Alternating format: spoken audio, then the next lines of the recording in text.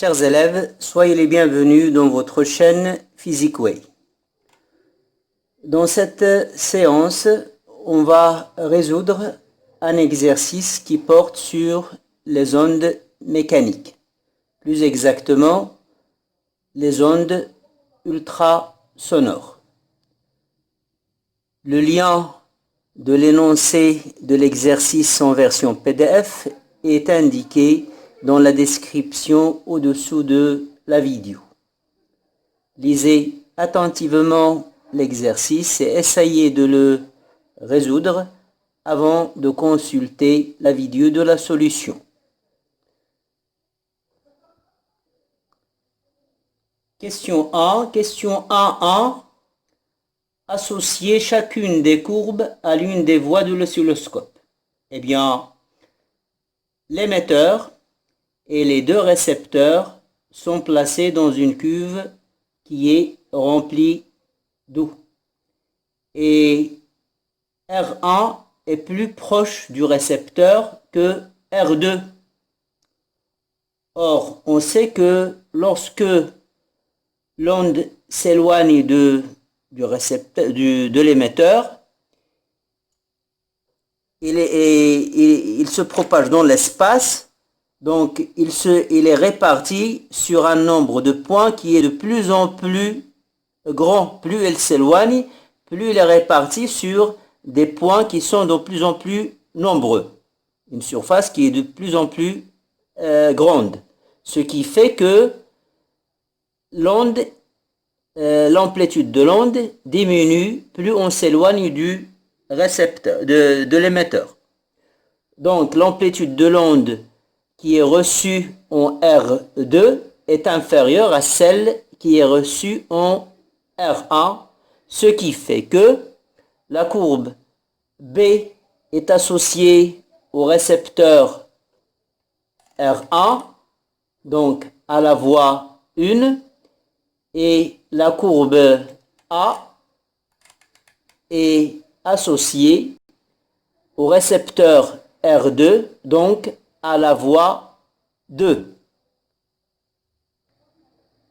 Donc la courbe B correspond à la voie 1 et la courbe A correspond à la voie 2. Question 1.2. Établir l'expression de VE, la célérité des ondes ultrasonores dans l'eau en fonction de D, la distance entre les deux récepteurs, et F, la fréquence de l'onde, et calculer VE.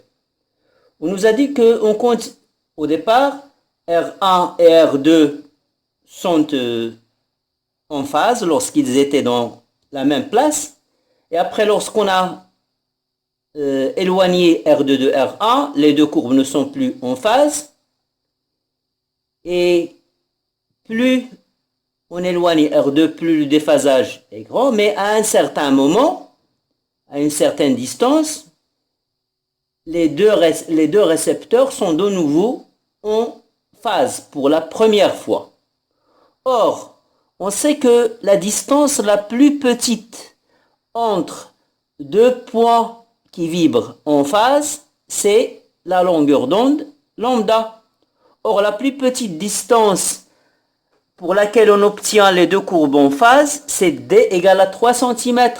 Ça veut dire que lambda, la longueur d'onde de l'onde ultrasonore dans l'eau, et D, elle est égale à D. Donc D égale lambda E, la longueur d'onde dans l'eau. Donc D égale, la longueur d'onde c'est la vitesse de propagation de l'onde dans l'eau fois la période de l'onde. Je cherche VE, donc la vitesse de propagation dans l'eau, c'est D sur T. Or, T, je peux la calculer à partir de l'oscillogramme. On constate que T, c'est 4 divisions. Et on a la sensibilité horizontale, c'est 5 microsecondes par division. Donc, j'aurai VE, elle est égale à D fois le nombre de divisions dans une période fois la sensibilité horizontale. C'est la formule finale pour calculer VE. J'exprime la distance en mètres, c'est 310 moins 2. Le nombre de divisions dans la période, c'est 4, fois la sensibilité, c'est 5 microsecondes par division. 1 microseconde, c'est 10 moins 6 secondes. L'application numérique donne VE égale à 1500 mètres par seconde. Question 2.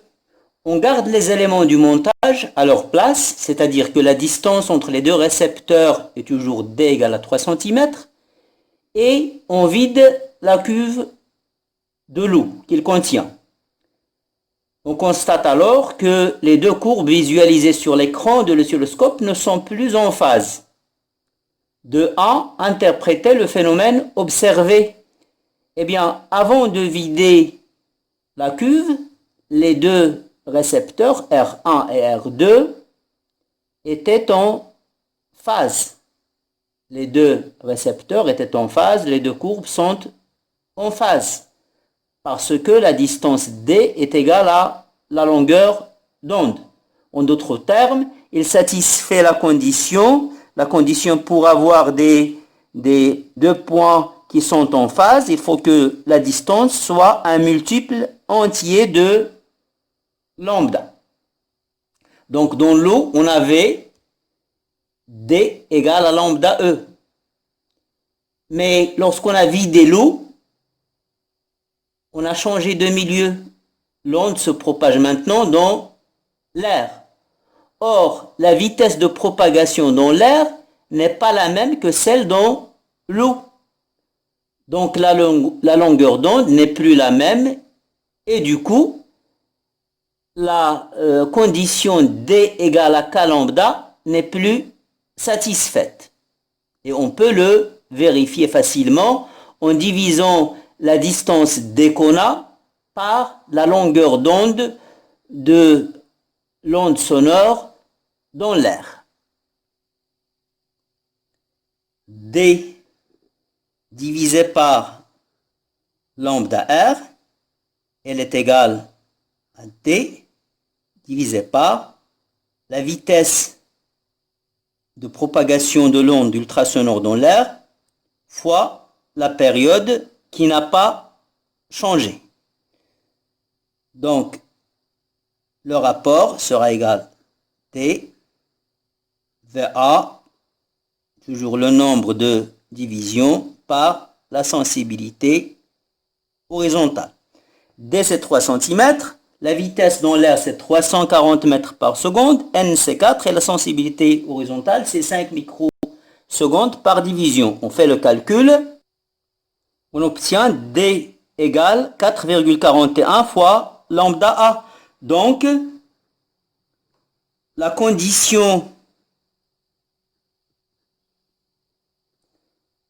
D égale K fois lambda A avec K appartenant à N étoile n'est plus satisfaite.